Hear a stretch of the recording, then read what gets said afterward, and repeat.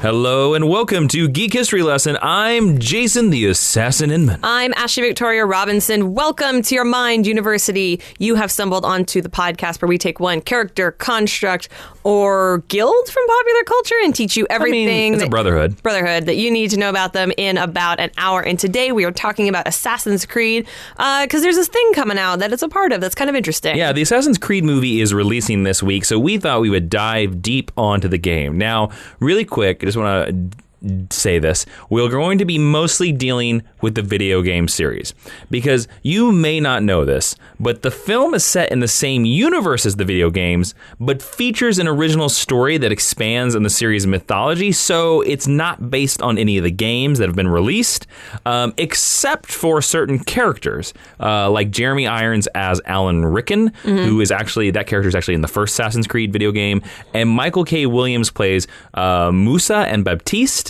Baptiste previously appeared in Assassin's Creed Liberation. So that's where they differ. So we're just going to focus on the video games because there are more video games in that movie. And at the time of this recording, we have not seen the movie. Yes. So there we go. But before we move into the main meat of this Geek History lesson, I want to remind you to listen all the way to the end. Ooh, yeah. Because we will be joined by the host of the morning stream and avid gamer, Scott Johnson. And he's going to be here. He's going to talk about Assassin's Creed with us. But first, let's move into the 10-cent origin of Assassin's Creed. That is the first part of the podcast where Jason will lay down all the basic constructs, characters, and creators in case you go to a cool cocktail party and someone is like, hey, who's this Assassin's Creed dude? Yes. Now, the genre of the Assassin's Creed games are they're action-adventure stealth games. They're developed by Ubisoft. They've been created by Patrice Desilets, Jade Raymond, Corey May, and the first release of the very first Assassin's Creed game was in November 13th of 2007, almost exactly a decade ago. Cool. It has now become Ubisoft's most successful franchise. Really? I didn't know that. And there have been 13 Assassin's Creed video games released in 10 years. Really? Yeah. I thought there were like 3. No, there are 13 games. You blew my mind. Yeah. There's a lot more than just Assassin's Creed 1, 2, and 3. There's like Assassin's Creed : this, Assassin's Creed : going to the grocery store. There's a whole bunch of them. Oh man, I would play Assassin's Creed going to the grocery store. Maybe we want to make that a t-shirt. I could probably beat that one. Assassin's Creed going to the grocery store. That's really funny.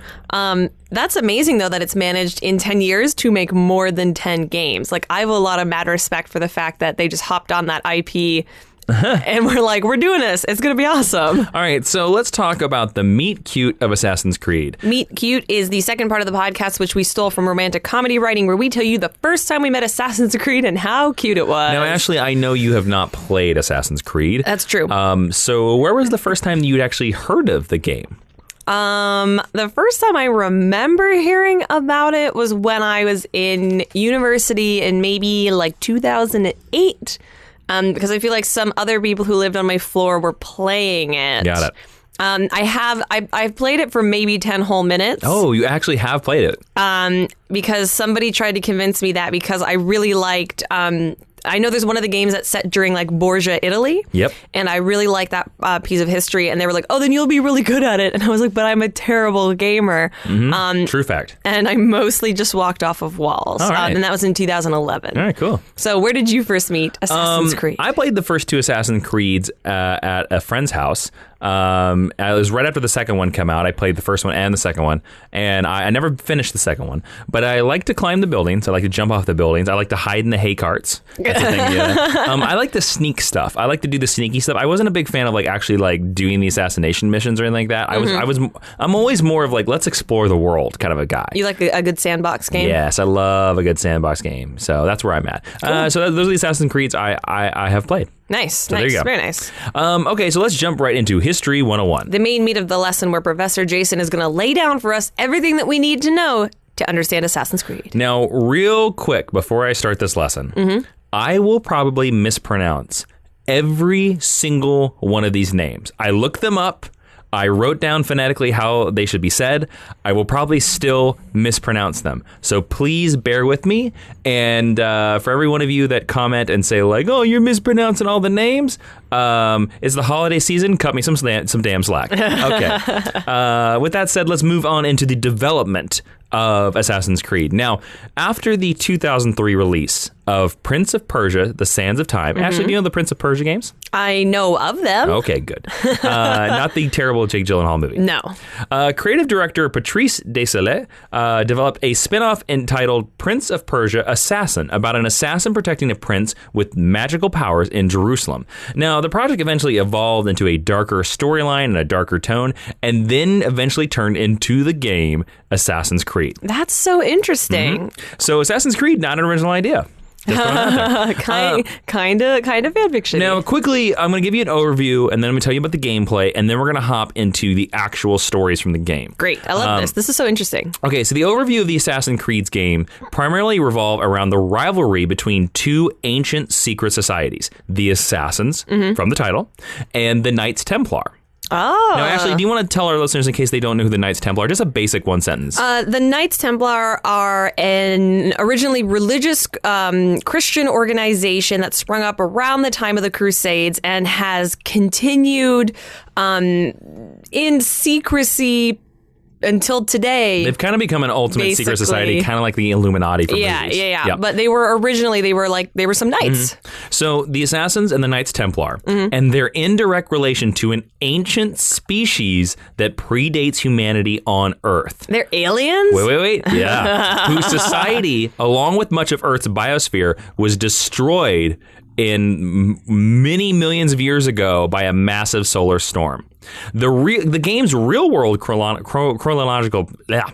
chronological setting begins in the year 2012. Okay, cool. So there you go. So more or less modern times. I just wanted to give you that overview before we dive deep and how the characters are introduced to these organizations and stuff like that. Cool. Now let's talk about the gameplay. Okay. While playing as an assassin character, the games are generally presented as third person in an open world, focusing on stealth and free running, otherwise known as parkour. Yeah. The games use a mission structure to follow the main story, generally assigning the player to complete an assassination of a public figurehead or to do a covert mission. The game uses the concept of active versus passive moves, which is a design theory in video games. Cool. Active moves such as running, climbing up the sides of buildings, or jumping between rooftops are more likely to alert the attention of nearby guards because they are active. While the guard becomes alerted, the player must either fight them or break their line of sight and locate a hiding place, such as my favorite, a haystack, or wait until the guard's alert is reduced. The combat system in this game allows for a number of unique weapons, armor, moves, including the use of a hidden blade. I've seen that. Yep. And also, this hidden blade can also use to quietly assassinate targets. Cool. Okay, so now into the story of Assassin's Creed. I'm excited. Now, game one, called Assassin's Creed, in this game, you meet Desmond Miles. He's a bartender, and he's kidnapped by the company Abstergo Industries to be used as a test subject in the Animus. Now, the Animus is a device that can simulate genetic memory. Abstergo intends to put Desmond in the device to recall the memories of his ancestor, Altair, a member of the Assassin Brotherhood in the year 1191, who lived during the Third Crusade in the Holy Land. Can I tell you a fun fact? Sure. The word animus or anima in Latin means soul. Oh. So I think that's a very clever name for that device. Now, initially, Desmond has trouble adjusting to the device, but eventually relives Altair's exploits over the next several days. The game then changes to Altair's point of view, with the occasional transitions to Desmond due to problems with the Animus, like breaking down or whatever. Now, the game opens with Desmond entering Altair's memory, and he soon faces synchronization problems. On this, Lucy Stillman and Warren Vidick's voices can be heard, arguing over Desmond's safety within the Animus. After experiencing a few problems, Desmond exits the virtual machine, and Vidick briefs him about the Animus's inner workings, before initializing the machine's tutorial program, also the video game's tutorial program. Great. Yep. After Desmond is done with the tutorial, or the player is, he enters the closest synchronization memory of Altair. Lucy adds that Desmond has to relive key moments of Altair's life to increase his synchronization and make sure this works, before reaching the final memory, which holds the information that Abstergo is seeking. So, of course, they're like a game. They're like, well, you can't go right to the information we need. You got to live through it. Also, I just want to point out for anybody that's a fan of early 90s NBC television, this sounds a lot like Quantum Leap. You are correct. I like that. Altair is first shown attempting to retrieve one of a series of artifacts known as the Pieces of Eden. You want to remember that name? That is very important. Pieces of Eden, got it. From Solomon's temple with the help of Malik al-Sayef and his brother Kedar. Or Kedar. I'm going to say Kedar because that sounds cooler. But they are stopped by Robert de Sablé, S-A-B-L-E? Sablé, Grand Master of the Templars and sworn enemies of the Assassins. While retrieving the treasure, Altair breaks all 3 tenets of the Assassin's Creed in an attempt to kill Robert, but ultimately fails. And in the following commotion, Malik's brother is killed, and Malik's left arm is crippled and later amputated. When Altair returns the assassin's stronghold at Masyaf with apologies, Malik, who survived de Sablé, comes back with the artifact and disparages Altair because of his arrogance. Because he's like, you tried to kill this guy, we would have been fine. After narrowly defeating a retaliatory attack by the Templars, Al-Malim, leader of the assassins, demotes Altair to a novice and gives him another chance to rise through the ranks of the Brotherhood. Al-Malim assigns Altair the task of assassinating 9 key figures across the Holy Land and Jerusalem, and Acre and Damascus. Is it A-C-R-E? Acre? I don't know how to say that. Aiming to bring peace between the Crusader and the Saracen forces. Cool. Each target is based on an actual historical figure from the Third Crusade. That is so cool. Including, I'm going to mispronounce every one of these names, Mahid Adin, Garnier de Naples, of the Knights Hospitalier. Garnier de... Let's not worry about this. We're going to spend... We will spend the entire Geek History lesson on how to pronounce these names. Yeah. Let's just move on. I'm going to say them. They're all going to be wrong. Just go with me. Cool. Jaber al-Hakim, Abu Naquad, Grand Master Sabrand of the Knights Teutonic, William Monteferet, and Robert de Sablé. Cool. Altair completes each task, killing those people, learning how each target is connected to Robert and the Templars, and how together they aim to end the Crusades and place the Holy Land under their own control. With men on both sides killed, he discovers that Robert's last plot is to attempt to unite the Christian and Muslim forces against their new common enemy, the Assassins. Cool. Altair defeats de Sablé, before Richard the Lionheart, failing to convince the king that an end to the war would be welcome to both sides, but ending Robert's plot. From de Sablé, Altair discovers that Al-Malim, his master, was himself a member of the Templars and used the assassin to kill the other members who held the secret to the treasure's power so that he could selfishly keep the Pieces of Eden for himself. What a dick. Yep. Altair quickly returns to Masyaf and approaches his master, who reveals the truth to him. The Pieces of Eden, which he had recovered through the help of Altair's directly before his transgression, create illusions and holograms. And Al-Malim, he denounces the religion and other seemingly supernatural events. Cool. So he denounces all religions, and then he purports that all supernatural events in history, the 10 plagues of Egypt, the party in the Red Sea, the Greek gods and the Trojan War, are all illusions created by the Pieces of Eden. That's an interesting idea. Okay. I like that a lot. And then he states his intention to use the artifacts to compel mankind into a brainwashed state, and in doing so, bringing an end to all conflict across the world. Altair is eventually able to see through the deceptions created by the artifact to kill Al-Malim. When Altair recovers the artifact, the Piece of Eden activates, showing a holographic view of the world and also revealing the numerous locations of the Pieces of Eden marked across the world. When the process is complete, Desmond learns that Abstergo is a modern-day front for the Templars. Can't get away from them Templars. Because we're back in the present now. Yes. And they are seeking other artifacts at the locations identified in Altair's memories. That's the memory they wanted. And that's why they sent him. Yep. Interesting. Further, he learns that the modern-day assassins had tried to rescue him before the memory had completed, but failed. And following this, Desmond was to be killed after an order from a high-ranking Templar, Alan Alan Rickon. But Lucy Stillman saves him from death and at one point tucks her ring finger into her palm, referring to the assassin's tradition of cutting off the finger.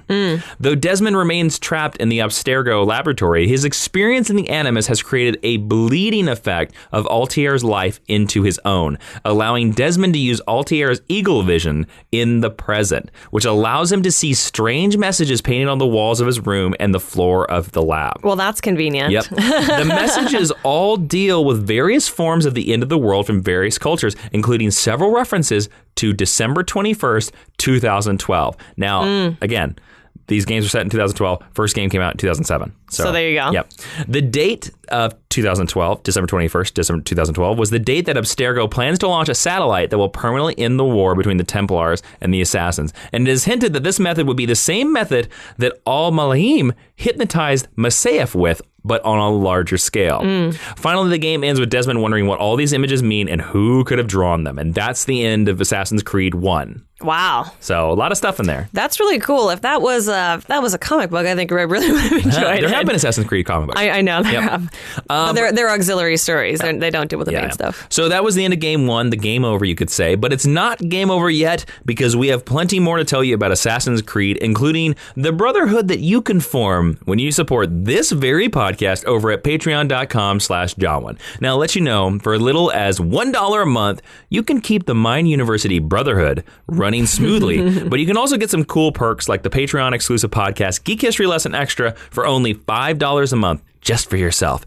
And you're going to get 4 exclusive episodes every month just for you. So head, run, or parkour on over to patreon.com/Jawiin, or else we will send the Brotherhood after you. Yeah. Now we're going to talk about Assassin's Creed 2 from 2009. Cool. Now, similar to the first game, Assassin's Creed 2 takes place in historical recreations of Venice, Florence, Forlì, San Gimignano, and the Tuscan countryside. Tuscany is such a lovely place. It is. and incorporates events during that period as part of the story.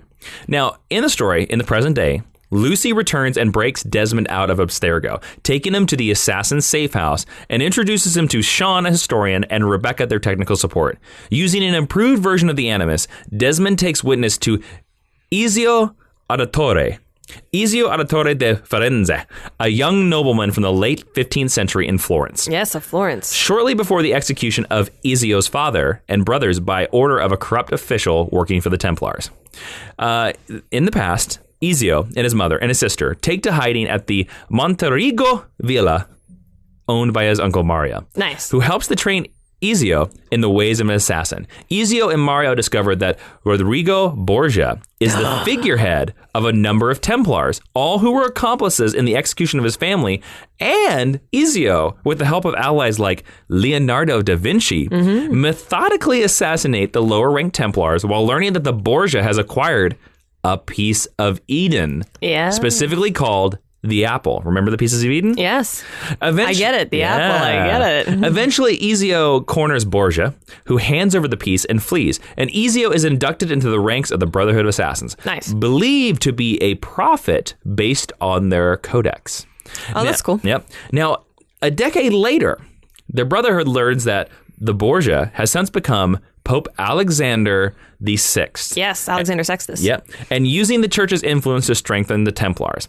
Ezio invades Vatican City. There's a level in this game where you invade Vatican City. That's cool. And confronts Borgia, discovering that the papal staff is also another piece of Eden. Interesting. Defeating Borgia but sparing his life, Ezio uses both the apple and the papal staff. Is it papal? It's papal. Excuse me. The papal staff to reveal a chamber of ancient technology.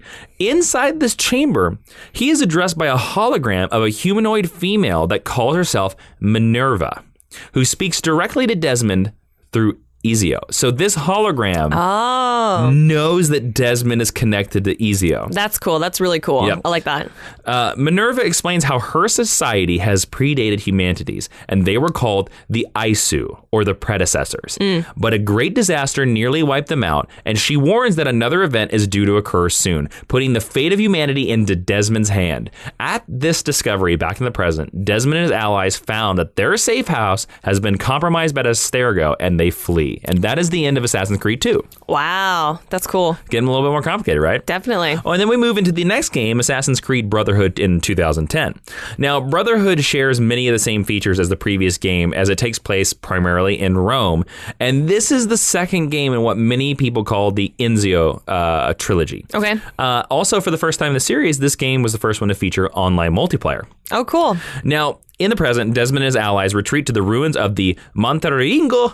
I said it earlier. Monterigo Gonino Villa. I don't know how to say that. And Desmond re-enters the Animus to continue Ezio's memories, specifically to identify the location of the apple. Mm-hmm. After facing against Rodrigo Borgia in the past, Ezio, I don't know whether Ezio or Enzio, I'm just going to say Enzio now. Enzio returned to Monterigo. But the villa is soon attacked by the forces under the command of Cesare Borgia. My favorite of all Borgias. Yep, Rodrigo's son. Yes. Mario is killed. Cesare kills Mario and steals the apple. Yeah, he does. Enzio vows revenge by helping to free the people of Rome from the Borgia family. And as Enzio works covertly to turn the city against the Borgias, he gains followers that want to join his cause. And Enzio trains them in the way of the assassins.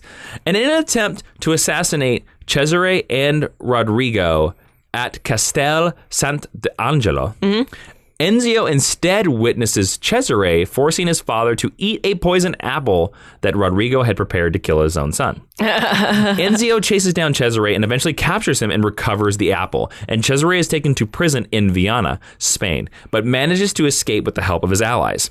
Now, the assassins lead the fight against Cesare and the remaining loyal Borgia troops, and eventually Enzio throws Cesare from the castle walls, killing him. So Cesare Borgia killed by Enzio. That is a thing in history, that he is thrown through a window and then he dies. And now you know who did that. So there you go. You're getting a real history lesson here, kids. I know, you're opening my eyes. As I said, he threw him out a window, killing him. And with no perceived further threats, Enzio takes the apple and hides it underneath the Colosseum. Yeah, because it's so easy to get down there. In the present, Desmond is able to navigate through the underground chambers beneath the Colosseum, and he locates the apple. And as he picks it up, another hologram figure appears to him. This hologram figure calls herself Juno. And Juno controls Desmond to stab Lucy because Lucy had defected the Templars. And so he does, and then Desmond falls into a coma. Okay. And that is the end of that Assassin's Creed video game. And we move into Assassin's Creed Revelations in 2011. This is the third and the final game in the Ezio trilogy. Cool. Okay. Now, Desmond comes to consciousness in a virtual area within the Animus, where he meets the digital personality of Subject 16.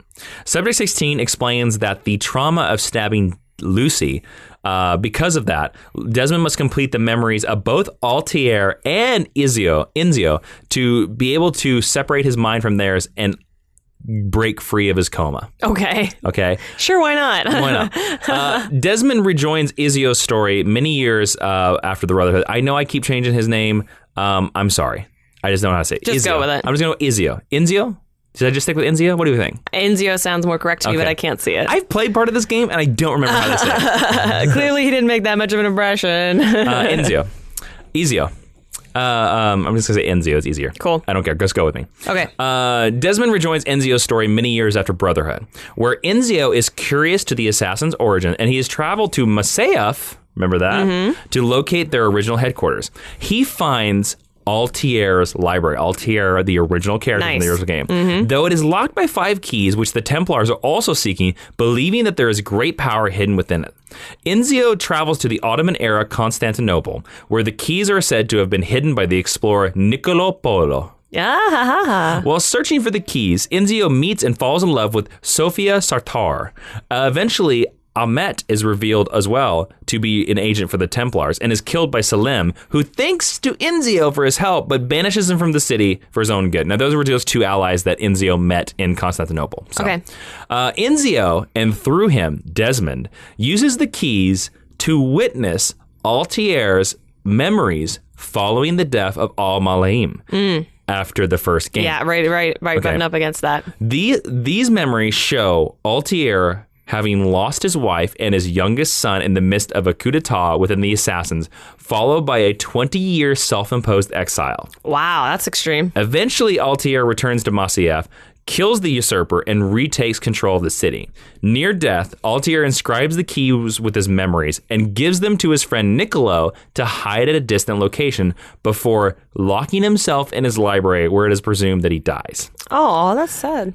In Enzio's present, he and Sophia go to Masyaf. They open the library. They find Altair's corpse and the piece of Eden that he also possessed. Enzio leaves the piece as well as his assassin tools and then begins to directly speak to Desmond. Sure. Knowing that he was a conduit for a future descendant. Crazy. And he hopes that Desmond finds the answer he needs. Desmond is then approached by another holographic figure, Jupiter, who explains that their scientist had tried to use the technology to stop the destruction of the Earth's surface by a massive solar flare, but failed. But they had stored the repository of their knowledge in several vaults linked to a central vault, which Desmond must use to stop another similar flare that will occur soon. Now, this is another one of the predecessors. Yeah. Desmond recognizes the location of where this vault is as New England. And Desmond wakes up from his coma, finding Rebecca, Sean, and to his surprise, his father William there. And after learning, because why not? Yep. And after learning that Lucy died from his stabbing in the previous game, he is informed of the location in New York and the temple that will save humanity. Cool. And then we move to Assassin's Creed number 3 in 2012, or as I like to call it, Assassins in the American Revolution with Tomahawks. For real. Yep. They rap, right? It's like Hamilton. It's exactly like Hamilton. Now, Desmond and his allies in the present arrive at the temple entrance in a cave in the New York area on October 31st, 2012. And they open its doors using the Apple of Eden, discovering a large chamber of precursor technology. Cool. The ones that came before us. Yeah. Now, Desmond suddenly falls into a fugue state and is put into the Animus. There he experiences the memories of a half-Mohawk, half-British man named Radun Hakedun, or Ray, or basically known as Connor. I'm going to call him Connor from here out. Sure. Okay, but Radun Hakedun. Cool. Okay, that's his Indian name. Now, Connor, who lived through the American Revolution, and we meet Connor's father, Haytham Kenway, who is later revealed to be a British agent of the Templars. Now, Kenway had gone to the colonies in America with a stolen medallion, recruited Templar allies, including Charles Lee, and worked to gain... Charles Lee! Yeah, Charles Lee. I know who that is. And worked to gain the trust of the Mohawk people to get them to show him the location of the temple. But to his annoyance, the medallion that he had did not open the temple for him.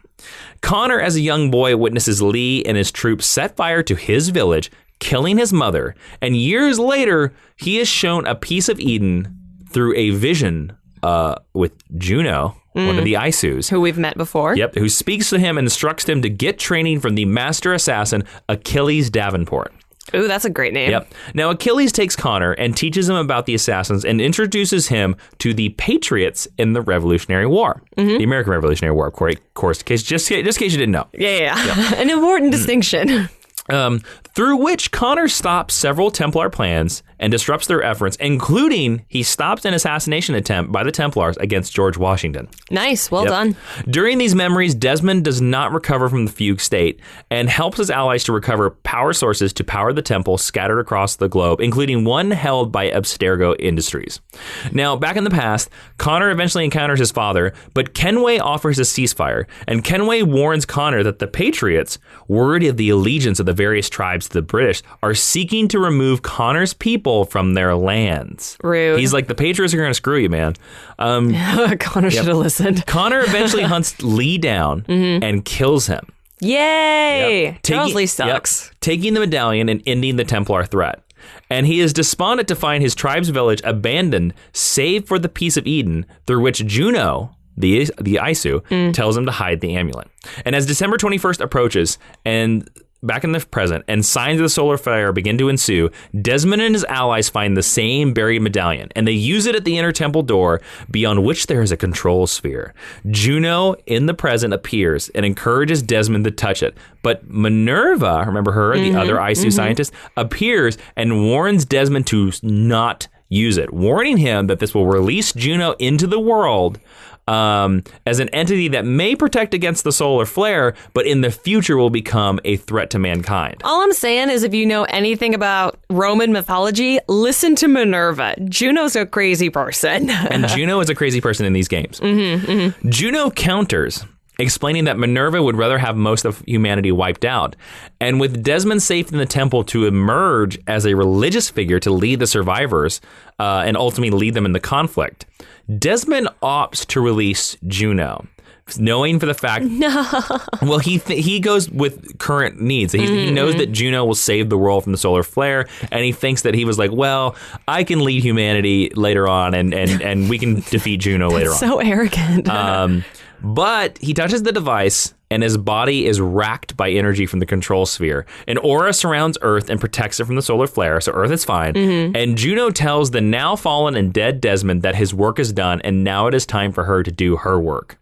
In the epilogue of the game, we go back to Connor. Connor takes down the Templar portraits in the Davenport Manor's basement and burns them, signifying the end of his journey. In addition, his return to his village is detailed further, showing he spoke to a hunter there who revealed that the land that they had for their tribe had been sold to settlers in order to settle the new United States government's war debts. Connor also travels to the pier in New York, where he witnesses the last of the British regulars leave America for good. However, he also sees the beginning of the evidence and the start of the American slave trade in the new formed nation, right next to a pier of citizens cheering at their new freedom. And he learns that even though he fought all this stuff, all people in America have not been freed. So it's kind of a, That's kind of a downer. Now, all right, now, just do a quick overview to just make sure you got all the stuff that I told you. Now, the ISO, as I said, they're known to humanity as the first civilization. And they were responsible for the creation of the pieces of Edens, as well as the human race itself and many other species of Homo genus, which they used as a slave force. Okay, great. Yep. With early humans unable to comprehend the Isu for what they truly were, they quickly came to be revered as gods. And following a rebellion, a war broke out between the Isu and the human slaves. And this decade-long war, coupled with the past catastrophe, would see the Isu gradually decline and ultimately fall extinct. Despite this, their legacy would live on for thousands of years in various myths and legends, becoming the basis of many human religious ideals. And some of their pieces of Eden managed to survive the catastrophe and became basically what the Knights Templar and the Assassin's Brotherhood fought a war over. So just making sure you got that. Got it. Okay, yeah, that's the basic. That's basically Assassin's Creed. I don't have any thoughts about this. This is the main. As I said, we're gonna move on. We're gonna quickly summarize the other games a little, because for me, the Desmond storyline is the most important storyline of the Assassin's Creed universe, and now he's dead.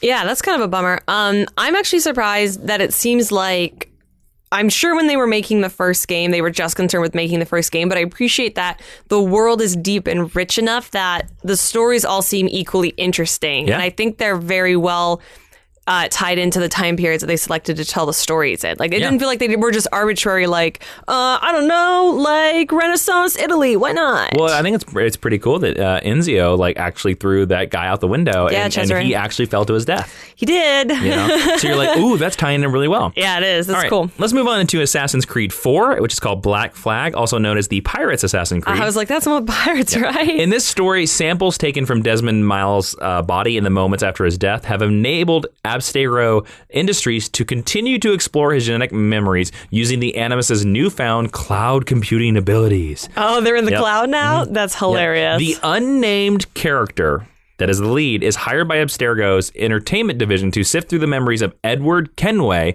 an 18th century pirate and I recognize that name. The grandfather of Connor. Next, we're moving on to Assassin's Creed Rogue. Now, the modern day plot here begins 1 year after the events of Black Flag, which is the pirate one, with the new unnamed player character who works for Abstergo Entertainment. While investigating the memories of Shay Patrick Cormac, an Irish assassin working in the North Atlantic during the French and Indian War, they inadvertently trip a hidden memory file that corrupts the Abstergo servers. With the building being put in lockdown, the player is recruited by Melanie LeMay to continue exploring Cormac's memories in an effort to clear the system.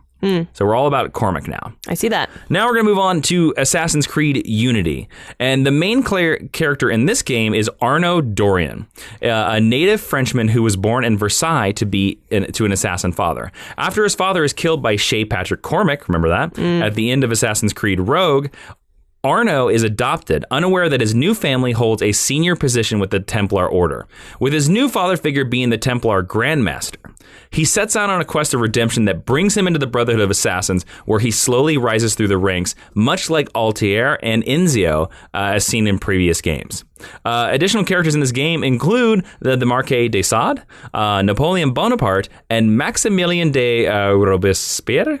Robespierre, yeah. He's the person who started the French Revolution. Yep.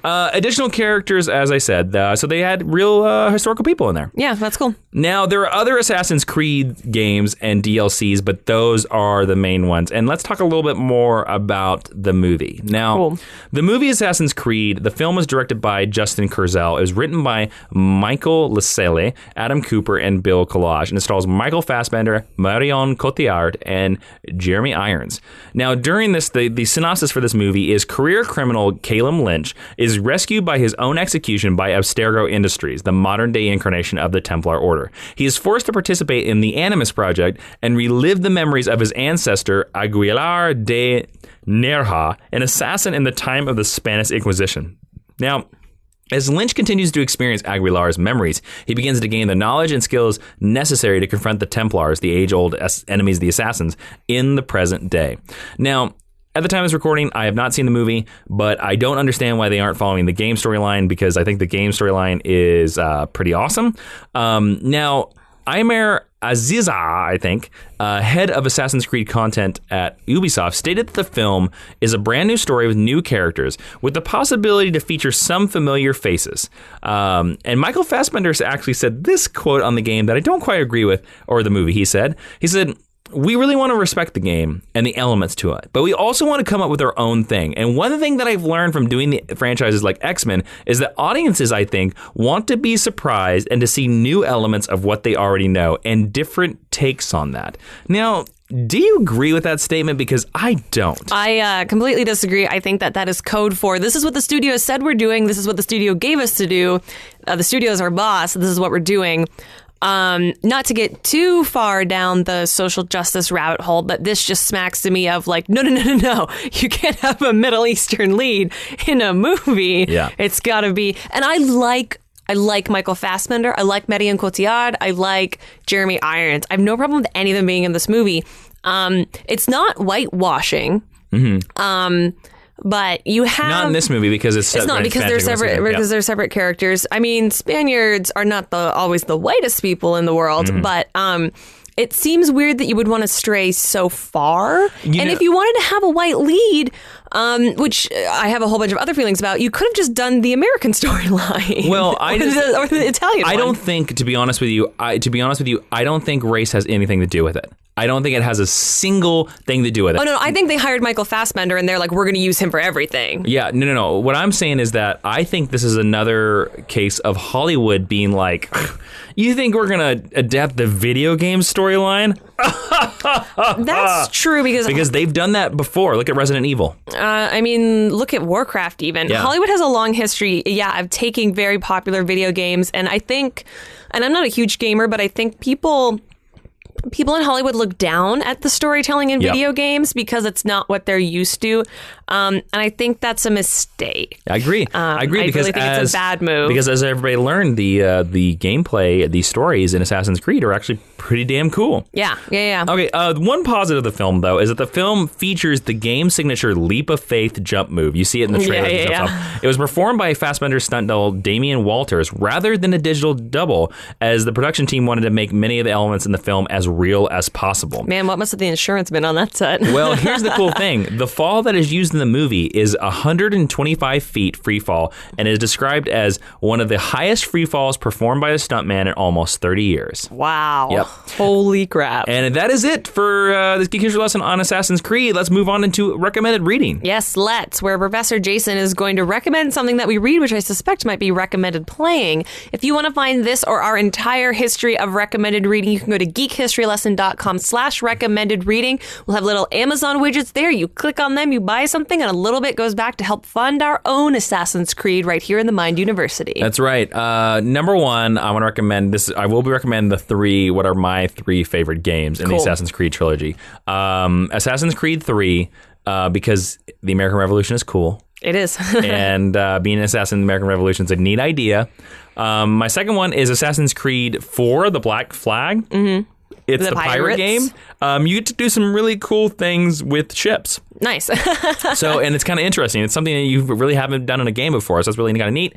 And then the last one is my personal favorite Assassin's Creed is Assassin's Creed Brotherhood. It's the second in the Ezio trilogy, who I like, and that has the Borgias, and that's the one where he throws Cesare out the window. Cool. Very cool. All right, and now on to discussion of Geek History Lesson and the subject at hand. We wanted to talk to an avid gamer, and a gamer more so than me. And so we decided to bring on this guy. You know him as the host of such podcasts as The Morning Stream, Film Sack, and the webcomic Extra Life. So please welcome Scott Johnson. Scott, thanks for joining us on Geek History Lesson. Oh, it's so good to be here, you guys. Thanks for having me on. It's such an honor, man. I want to ask you, first off, I know you're a big video game guy. What was your first Assassin's Creed video game that you played? Oh, I skipped one altogether, and I don't remember why. I think maybe I was swayed a little bit by less than stellar reviews when that game first came out.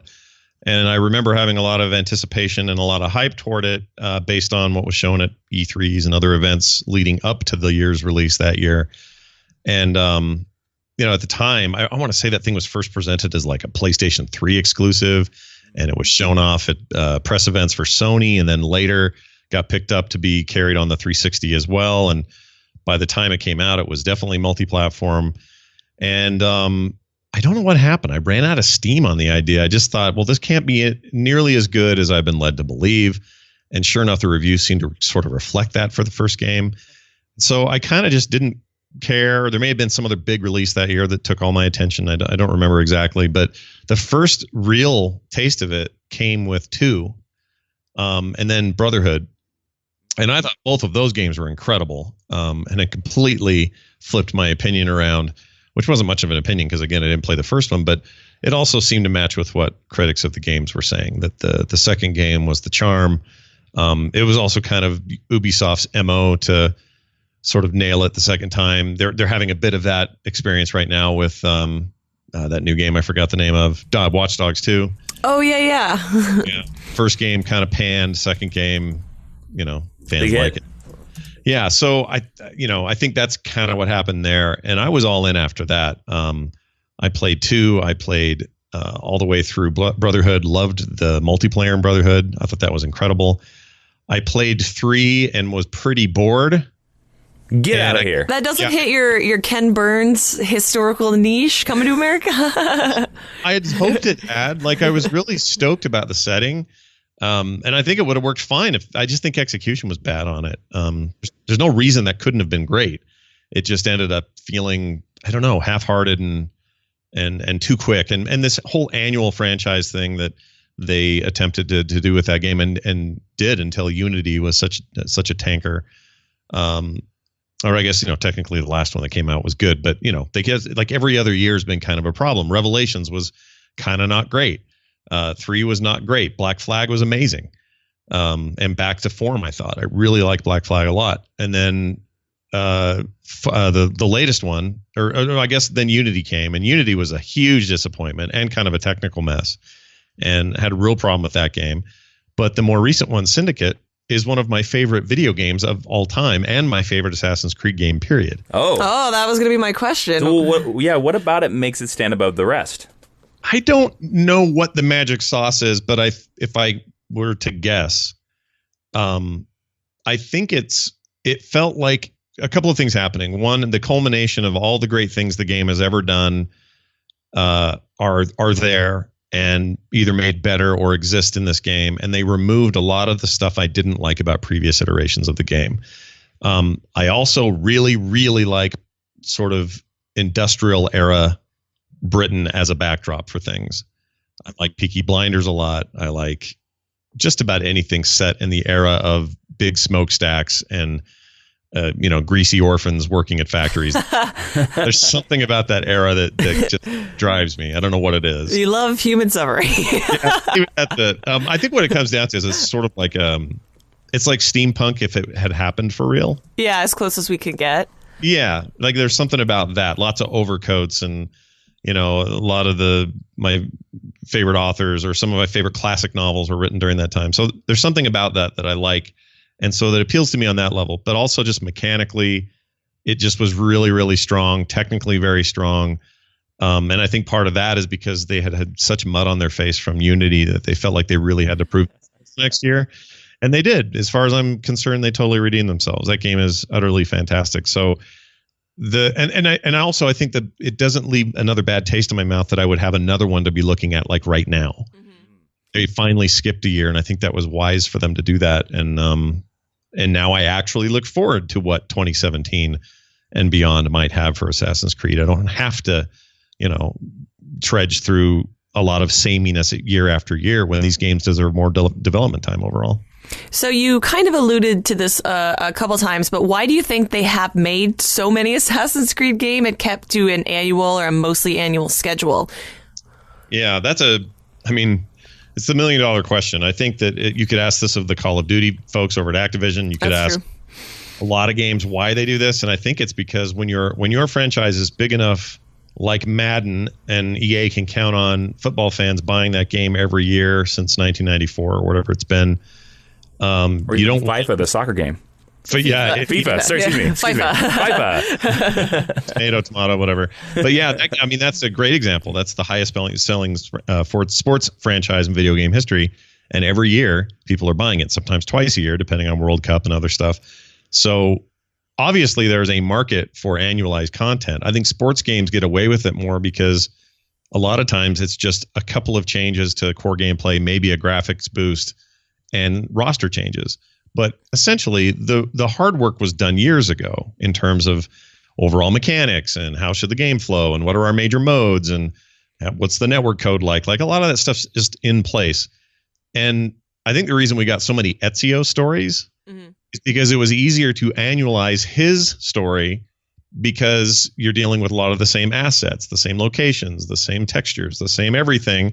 You don't really have to change it to match some new motif or backdrop. And in some ways, I think that was good for the franchise because I had a lot of fun in the Ezio period. Me too.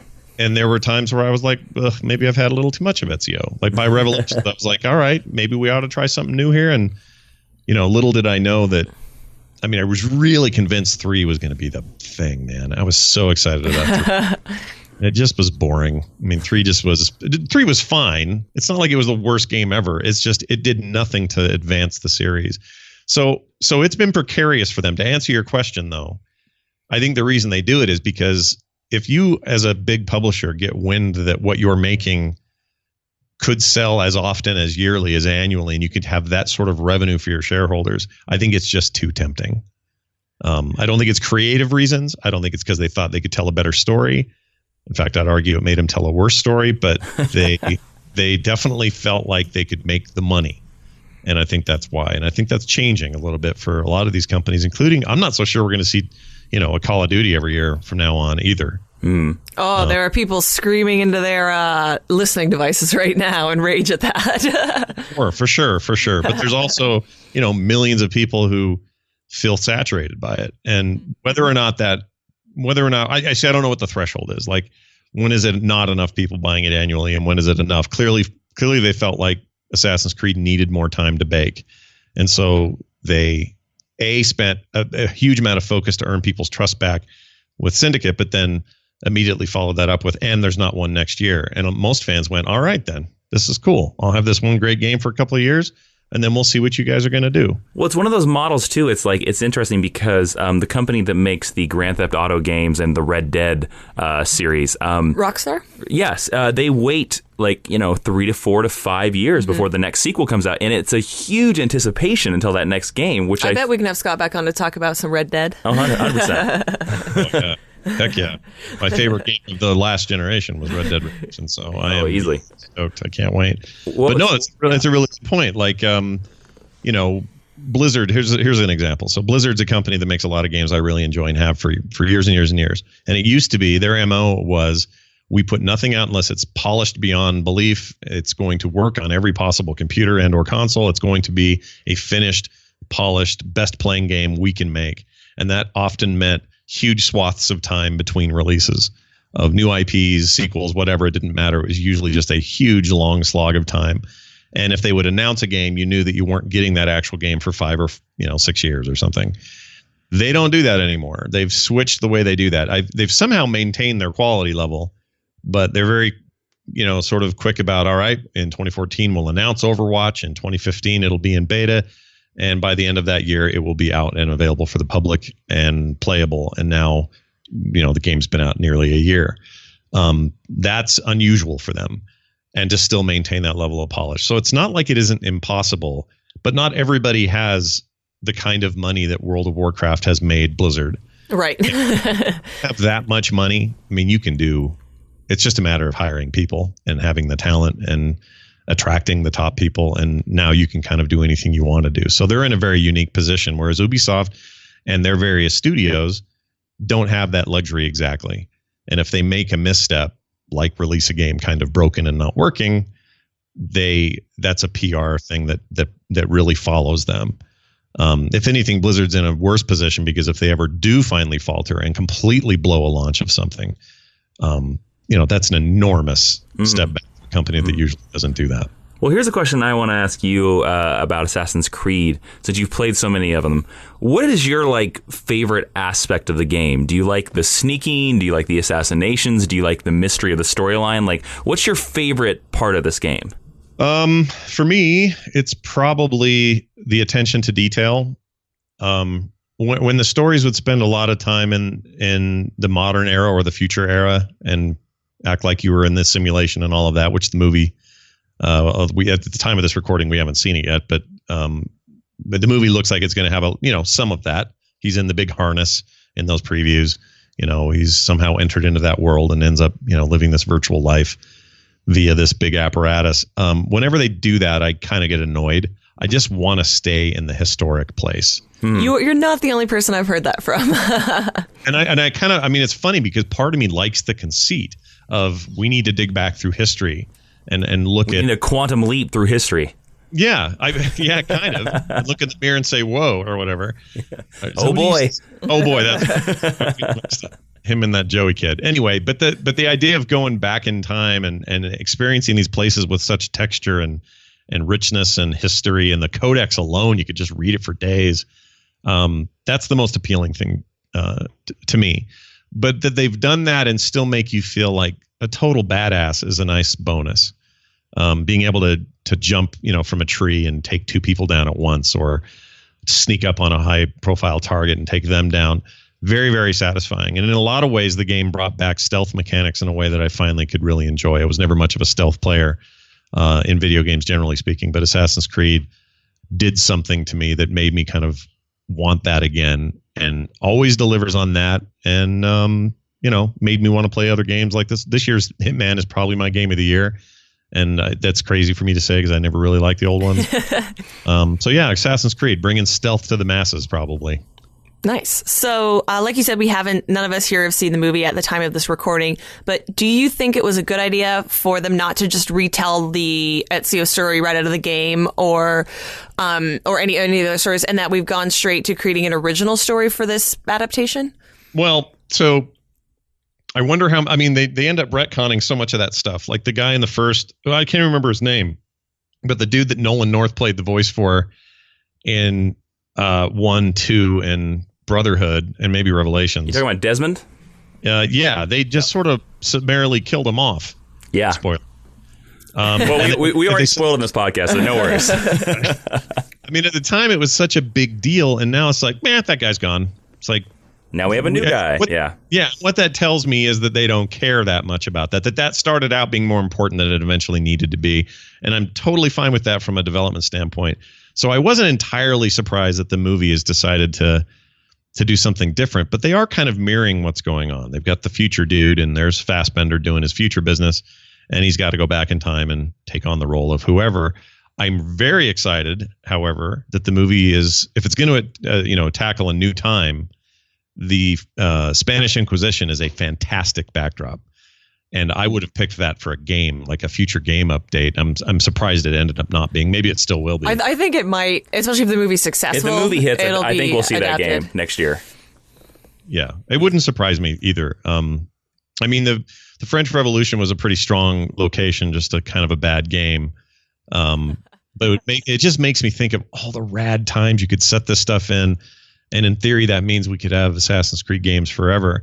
But unlike, Call of Duty, the other annual franchise, you just need to have dudes shooting and running through streets and stuff. I don't want to minimize the work it takes, but in Assassin's Creed, you've got to create these historically accurate cities and these landmarks and these buildings and these characters that are historic characters, and it's so much more work. So what I hope the movie does is spawn the next chapter of that game without it being a movie tie-in, but do it in a way that really expands on what the movie does well.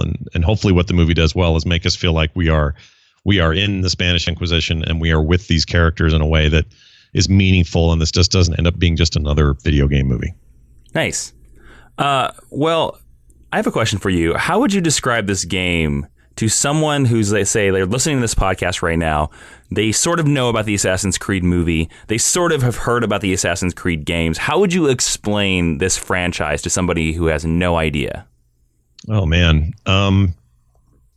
Well, that's a great question. Yeah.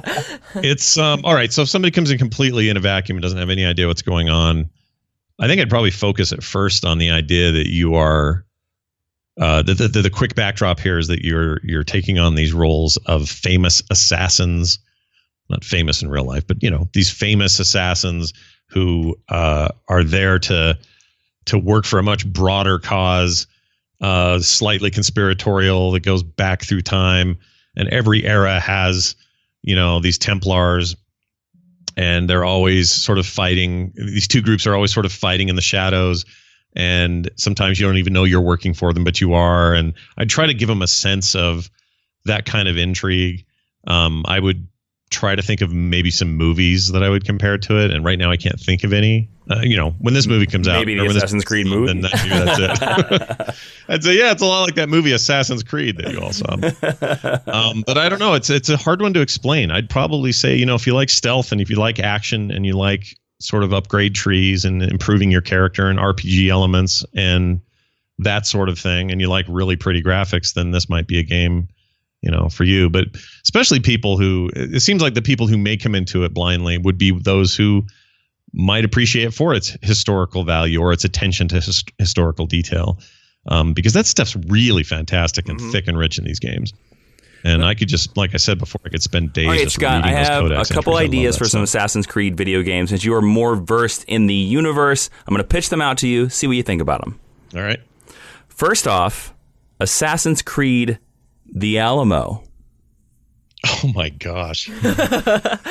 Well, so you're cheating a little bit because I love Westerns like a freak. I love Westerns as well, man. That's what I'm saying. Let's combine the franchises. I'm all in on that. So one of the things I had hoped from 3 is that maybe it would have branched out into Western expansion and that we would have gotten a sequel or more down the road where we were like in the Old West.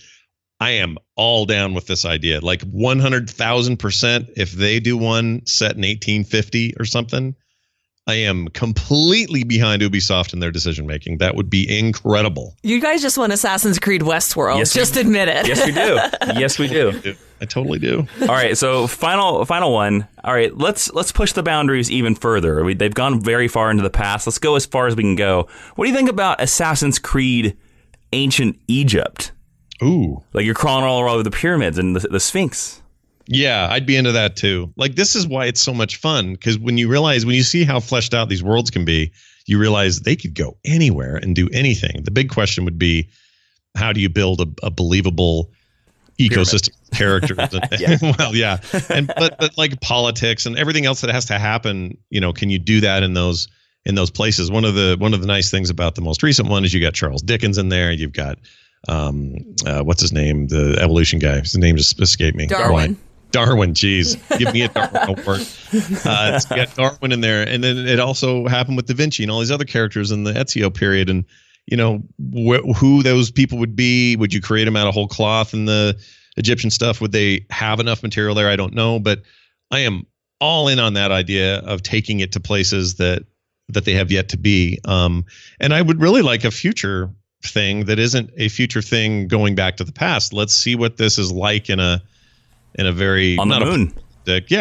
Sure, why not? I mean, that or give me some like Blade Runner style cityscapes that he's got to sort of traverse around, like Blade Runner New York. Yeah, I'd be all up on that. That would be amazing. And him sort of up there with the gargoyles, looking down on a very busy city full of hover cars or whatever. Nice. Would be amazing. Well, Ubisoft, we know you listen to this podcast, so go ahead and give us a call. We're throwing out ideas. And Scott, in case Ubisoft wants to contact you or other people want to find you on the internet, where can our listeners get all the Scott Johnson they need? Well, everything I do is, for the most part, listed over at frogpants.com. That includes the art stuff I do, all the podcasts I do, projects that are going on that can all be found there. But if you really want to find me on the daily, best place is probably Twitter. You can find me at Scott Johnson. And I really appreciate being on, guys. It was a blast. Thank you, man. Thank you so much. That was a really fun conversation. Wouldn't you agree, Ashley? It was a ton of fun. All right, so let's move on into the teaching tweet. The teaching tweet is the final part of the podcast where in 140 characters or less, Professor Jason is going to summarize everything he just taught us. Assassin's Creed. It's Quantum Leap, except with murderers, and sometimes you meet the Pope. Hashtag ancestor problems. Nice. There you go. I can't believe you got a Pope joke in there. I got that. I had to put the Pope joke in there. The Pope joke. And that will do it for Geek History Lesson. Real quick, because of the holidays next week, I just want to say that we will not have a new episode next week, but we'll be back very soon, the week after that, with a brand new episode, probably a best of 2016. Mm-hmm. And just, until then, go back and enjoy some of the older episodes. And don't forget, you can listen to all those episodes on iTunes, Stitcher, Google Play, and more. And you can leave us a review on iTunes, which helps other listeners find the podcast just like you. I know we say this every week, but it's really important to having other listeners find us. It's all about the reviews. Mm-hmm. And if you leave us a review, we're going to read it on the show, just like MexDude02, who left us this review. It is great reliving my past and geeking out. Very informative, and I like hearing the recommended readings and to get back into the game. The game of comic books, I assume. Nice. So there you go. All right, so Assassin's Creed was something off the beaten path. We don't usually do stuff like that, normally. So if you want to suggest more off the beaten path, like other video games even, Ashley, where can they do that? They can do that at geekhistorylesson.com or facebook.com/geekhistorylesson. There's a bunch of different ways to contact us in both of those places. Yes, and you can perform an assassination on us on Twitter. For me, at Jawiin, Jawiin, or for Ashley, at Ashley V. Robinson. That is it for the Assassin's Creed Geek History Lesson. I am Jason Inman. I am Ashley Victoria Robinson, and Assassin Professor Jason, would you please dismiss the class? Oh, the Papa says, go to sleep. Oh no, an assassin!